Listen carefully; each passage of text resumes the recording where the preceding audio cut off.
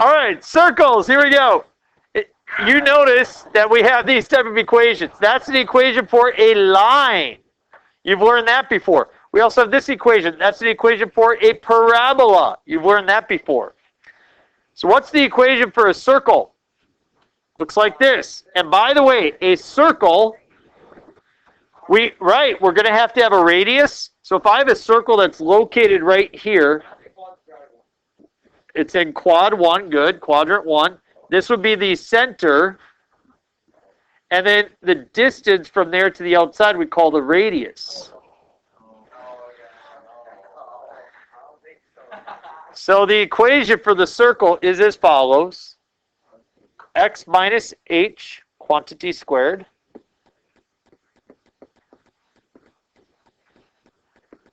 plus y minus k, quantity squared, is your radius squared. What is the h and k? Yep, the h is the x value of the center, and the k is the y value of the center. What is x, y? Those are just part of the equation, just like y equals mx plus b.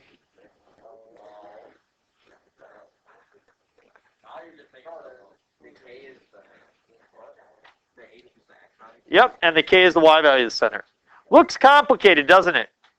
It's going to be super easy. Just trust me. Yep, first page is super easy. So it says if the circle has a center of 0, 0, then the equation is, so 0, 0, that means the h value is 0, and the k value is 0. So we have x minus 0, quantity squared. This subtraction sign right here in front of the h, plus y minus k, quantity squared, is r squared.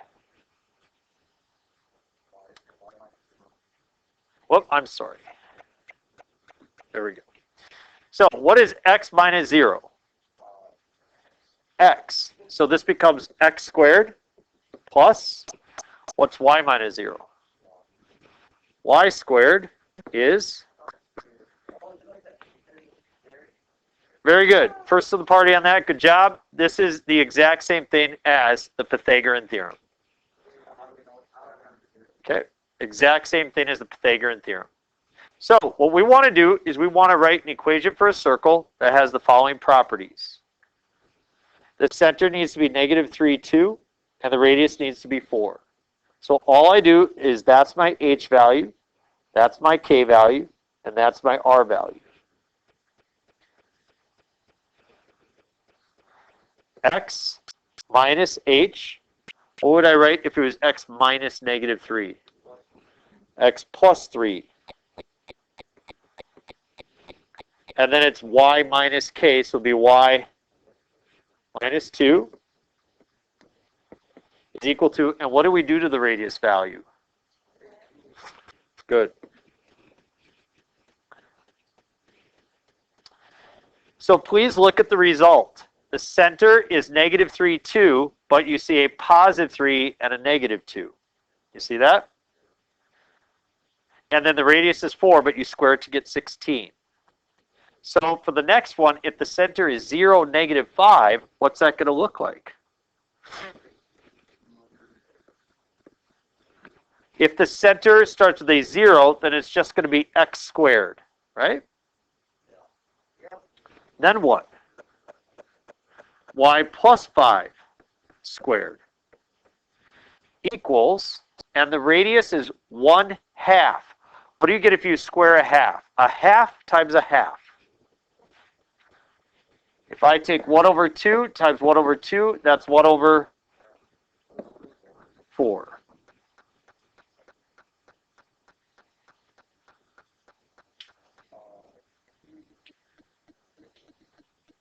Now I have a center of 3, 0. So what's that going to look like? X minus 3, quantity squared, plus y squared for the 0 equals, now I have to square 3 roots of 2. So you would take 3 roots of 2 and multiply it by 3 roots of 2. 3 times 3 is 9. Root of 2 times root of 2? 2.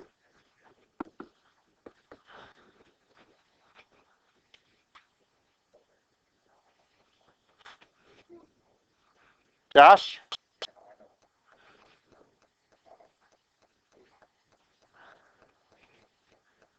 Let's switch it up now. It says identify the center and the radius. So if you just look at the equation, what's the center? Good. Give me some numbers. 3, negative 2.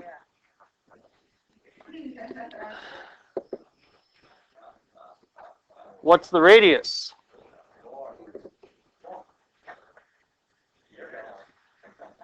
Let's go to the one directly below it, letter C. What's the center here? Yep, negative 3, 5.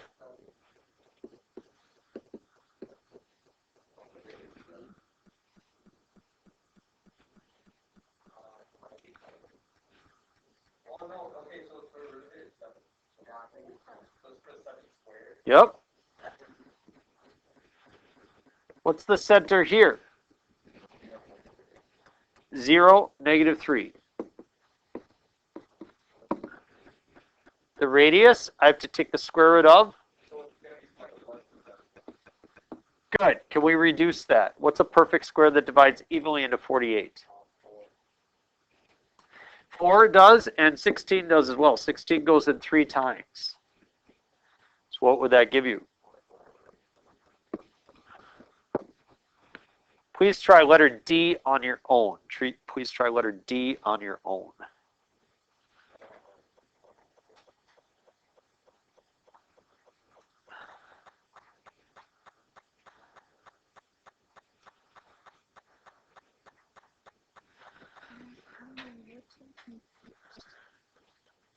Product rule.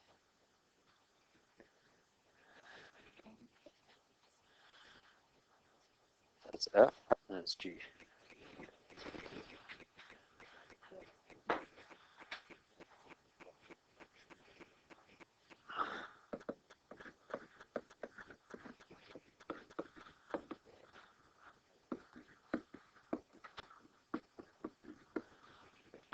I got 7, 0, and I've got 2 roots of 3.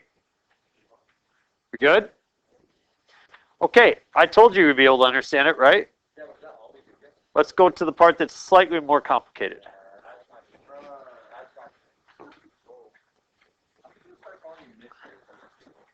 Okay.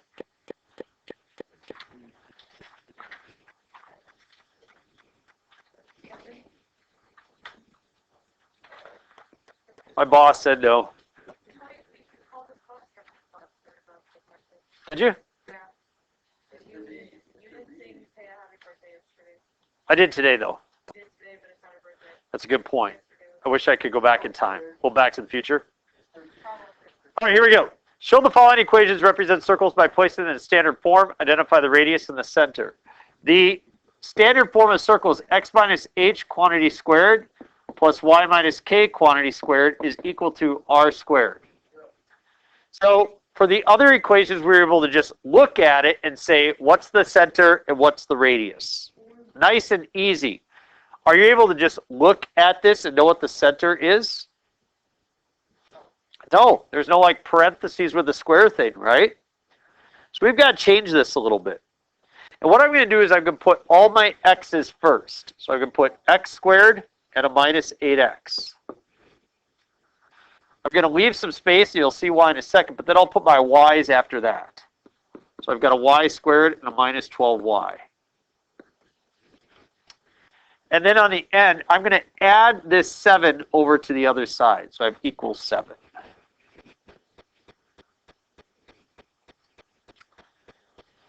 Is everybody okay with how I kind of manipulated that equation?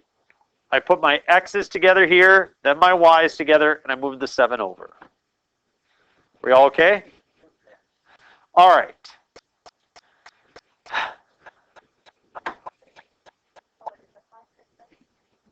Because I added it over. Yep. Don't write this down, but please follow along. You're going to have to lean in and really focus because this is new. It's not challenging, but it is new. X plus 5 squared. Would you all agree that that's the same as x plus 5 times x plus 5? See, I want to come up with that thing because that tells me that I would have negative 5 as part of my center. Well, let's see what happens when we multiply this out. We get x squared plus what? 10x plus 25. Everybody see that? How do I get 25 from 5? Square it. How do I get 10 from 5? This is twice 5, isn't it? Watch what happens if I do this again. I have x minus 6 times x minus 6. What do you get if you multiply x minus 6 by x minus 6? X squared. Notice how 36 is negative 6 times negative 6, isn't it? And notice how negative 12 is twice negative 6. See that? So, here's the deal. This number is always twice that number. And this number is always this number squared. So suppose I had this. X squared plus 8x. What number would need to go on the end in order to make a perfect square? I take this number and divide it by 2 to get 4. Then what do I do with the 4? Square it to get 16. That's what we call perfect square, because this factors to x plus 4 quantity squared.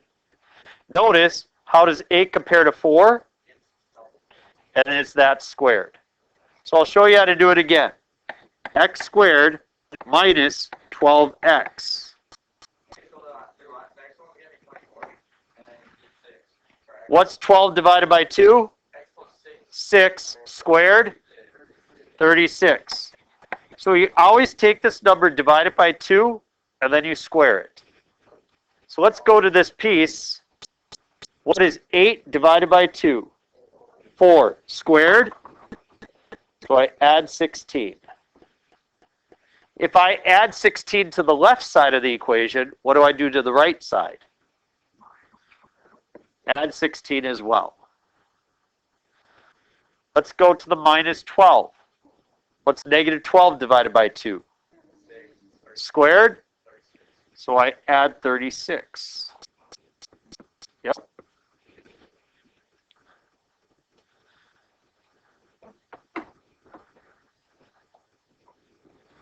Does that factor to what?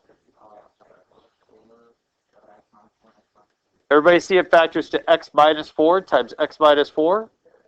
Or x minus 4 quantity squared?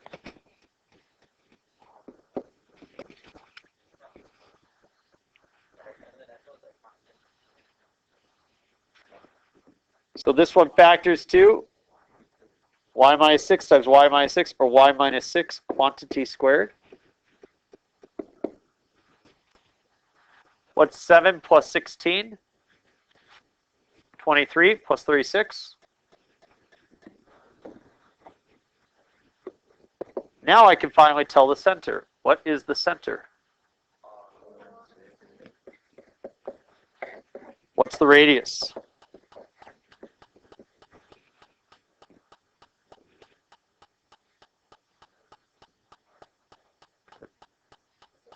That's it. We do one more. That's it for that problem. Let's try that application here.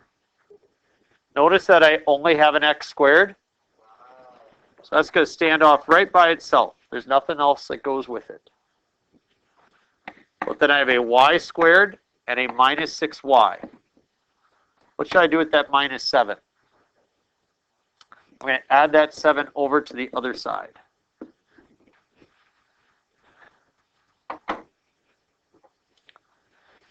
Notice I have an x squared.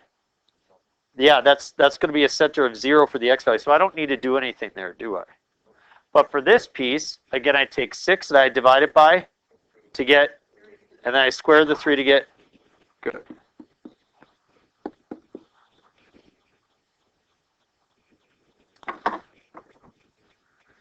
So I have x squared plus, how does y squared minus 6y plus 9 factor? Y minus 3 times y minus 3 or y minus 3 squared equals 16. What's the center? What's the radius? For a couple of these problems on your assignment, I will ask you to quick sketch a graph.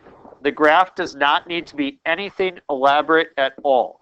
Notice if I were to make a graph, I would simply go to the center, 0, 3. Anybody want to make a suggestion of what I would do then to create a radius of 4? From this spot here, I go over 4, up 4, over 4, and down 4.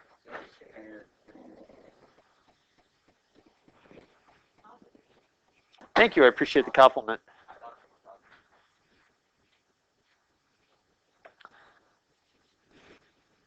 Good work. We'll start class with a checkpoint tomorrow on circles. You go ahead and get started on your assignment. Great work, everybody.